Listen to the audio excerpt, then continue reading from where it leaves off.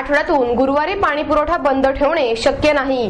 त्यामुळे आता गुरुवारी पाणी सुरू राहणार आहे असा निर्णय घेतल्याचे उपमुख्यमंत्री अजित पवार यांनी सांगितले। पुण्याच्या पाणी टंचाईचा आढावा घेण्यासाठी उपमुख्यमंत्री अजित पवार यांनी आमदार, अधिकारी आणि पदाधिकाऱ्यांची बैठक आयोजित केली होती। महापौर वैशाली बनकर, आमदार बापू पठारे, अनिल भोसले, शिवसेनेचे आमदार महादेव बाबर, सभागृह नेते सुभाष जगताप, स्थायी समिती अध्यक्ष बाबूराव चांदेरे, आयुक्त महेश पाठक, विभागीय आयुक्त प्रभाकर देशमुख, जिल्हाधिकारी विकास देशमुख, खडकवासला पाटबंधारे विभागाचे अधीक्षक अभियंता अविनाश सुर्वे आदी यावेळी उपस्थित होते। पाण्याच्या बाबतीत महापालिका आणि जलसंपदा विभागाने एकमेकांवर टोलवाटोलवी करून चालणार नाही। पुण्यात पाण्याची गळती जास्त आहे। परतीचा पाऊस न पडल्यामुळे शहराला पाणी कमी पडले आहे। शहरात आठवड्यातून एक दिवस पूर्णपणे पाणी बंद ठेवणे शक्य नाही। शहराच्या पाणी पुरवठ्यात कपात केली जाणार नाही।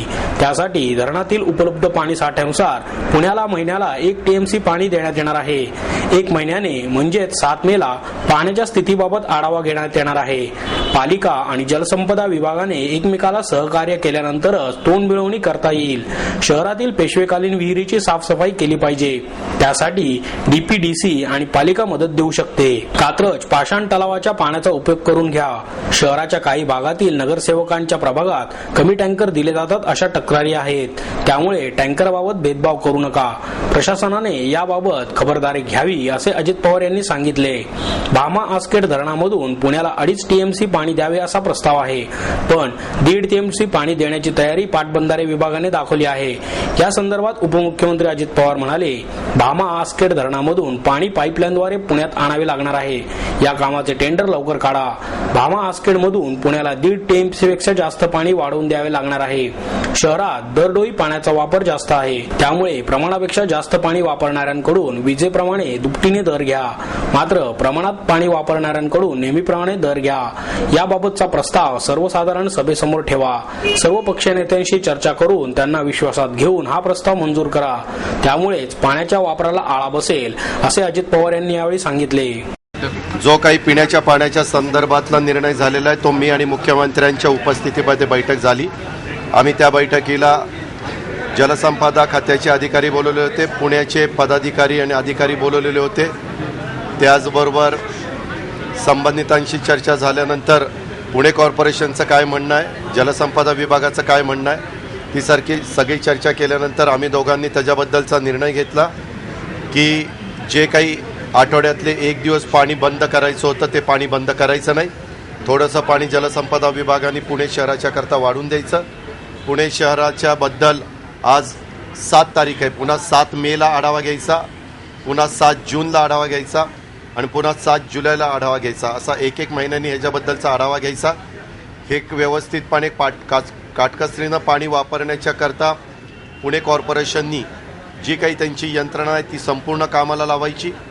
ही यंत्रणा कामाला लावत असताना त्यांना काही स्टाफ कमी पडतोय, तो महाराष्ट्र जीवन प्राधिकरणाने त्यांना उपलब्ध करून द्यायचा। संबंधित त्या खात्याच्या पाणी पुरवठ्याच्या सचिव मालिनी शंकर आणि मोपलवार या 2 अधिकाऱ्यांना त्याच्याबद्दलच्या सूचना दिल्या। तेही तिथं हजर होते। त्यांना सांगितलं की 3 महिन्याच्या करता मजिप्राचे जे काही ज्युनियर इंजिनियर किंवा टेक्निकल लोक लागतील ती त्यांना द्या। दर गुरुवारी काही तासाच्या करता वीज त्या ठिकाणी नसते।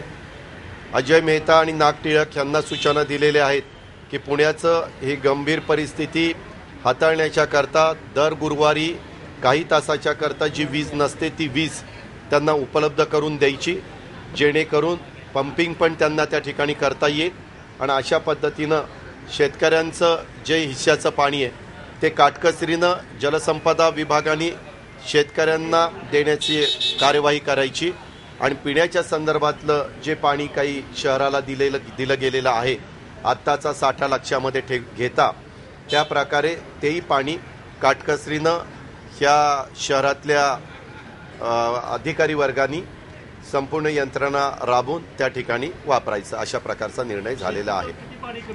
त्याच्यामध्ये तुम्ही काही त्याच्यात जाऊ नका, कारण तुम्ही त्याच्यामध्ये इतक्या वेगवेगळ्या प्रकारच्या बातम्या देता। जो काही निर्णय झाला तो मुख्यमंत्र्यांच्या आणि उपमुख्यमंत्र्यांच्या स्तरावर झालेला आहे आणि त्याच्यामध्ये शेतकऱ्यांचंही नुकसान होणार नाही आणि पुणेकरांना पण 1 दिवस आठवड्यातलं पाणी कपात करावी लागणार नाही अशा प्रकारचा मार्ग आम्ही राज्याचे दोन्ही प्रमुख या नात्याने काढलेला आहे। कॅगचा अधिकृत रिपोर्ट विधिमंडळात मांडला गेल्यावरच आपण प्रतिक्रिया देऊ, तोपर्यंत कोणतेही भाष्य करणार नाही, अशी भूमिका केंद्रीय विज्ञान मंत्री विलासराव देशमुख यांनी घेतली. एका कार्यक्रमाच्या निमित्ताने देशमुख पुण्यात आले होते. कॅगच्या अहवालात त्यांच्यावर ताशेरे ओढण्यात आल्याच्या वृत्ताचा संदर्भ देऊन त्यांना विचारले असता त्यावर त्यांनी प्रतिक्रिया दिली. कॅगचा सध्याचा रिपोर्ट हा लीक रिपोर्ट आहे. अद्याप विधिमंडळात तो मांडण्यात आलेला नाही. येत्या 16 एप्रिलला तो मांडला जाईल. त्यानंतरच आपण त्यावर भाष्य करू. तोपर्यंत या रिपोर्टवर भाष्य करणे योग्य राहणार नाही, असे देशमुख यांनी यावेळी स्पष्ट केले. जमिनीच्या घोटाळ्यासंदर्भातही कॅगच्या अहवालात ताशेरे ओढण्यात आले आहेत. त्याबाबत ते म्हणाले, कोणत्याही शिक्षण संस्था किंवा अन्य संस्थांना सरकार जमीन देते त्यावेळी लँड डिस्पोजल पॉलिसीनुसारच देण्यात येते. सरकारने एखाद्या संस्थेला दिलेली जमीन ही योग्य निकषांवर आधारित आहे की नाही याचा उल्लेख कॅगच्या रिपोर्टमध्ये केला जातो. कॅग म्हणजे वार्षिक ऑडिट रिपोर्ट असतो. त्यात दोष आढळल्यास पब्लिक अकाउंट कमिटी राज्य सरकारकडे विचारणा करते. सरकारने त्यावर असमाधानकारक उत्तर दिले तर संबंधितांवर कारवाईची शिफारस ही समिती करते. टीका करणे विरोधकांचे कामच आहे. तसेच कोणत्याही मुख्यमंत्र्याला असेच जबाबदार ठरवता येत नाही, असेही त्यांनी स्पष्ट केले. श्री गजानन मंदिर भूमिपूजनाचा समारंभ उत्साहात संपन्न झाला. वारजे माळवाडी तपोधाम परिसरात श्री गजानन महाराज यांचे मंदिर बांधण्यात येणार आहे.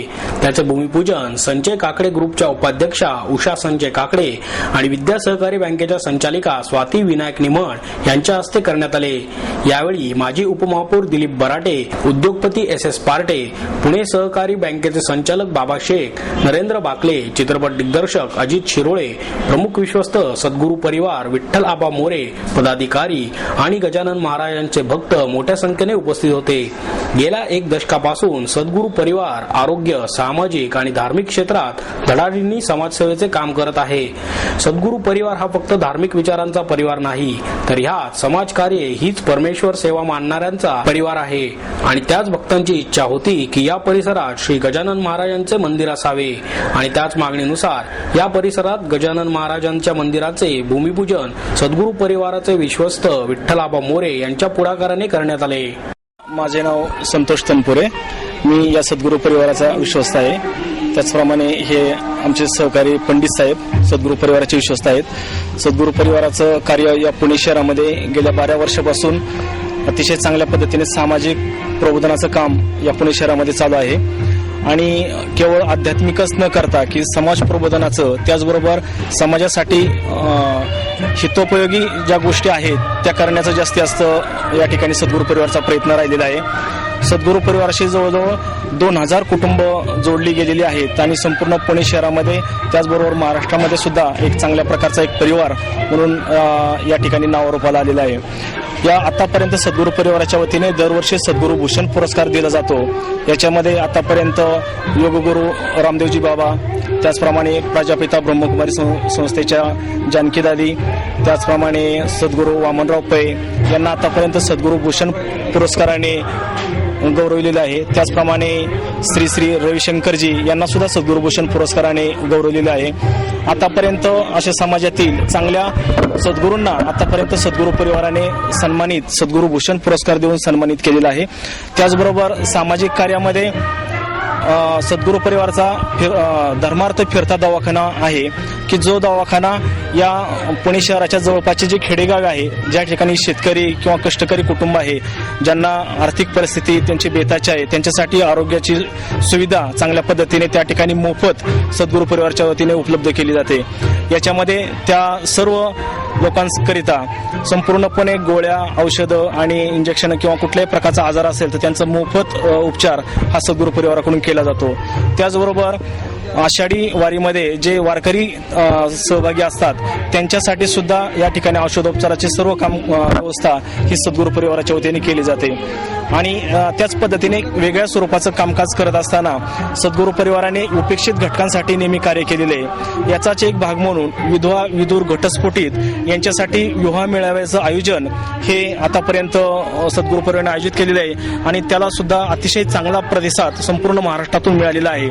अनेक वेगळ्या प्रकारचं कामकाज करण्याची परंपरा ही सद्गुरू परिवाराने आतापर्यंत या ठिकाणी कार्य ठेवलेले आहे. त्याचबरोबर वेगळ्या पद्धतीचं कामकाज करत असताना की जेलमध्ये जे कैदी असतात, परंतु काही काही खरोखरच त्या भावनेने त्या ठिकाणी गेलेले असतात, परंतु काही काही चुकून त्या ठिकाणी गेलेले असतात.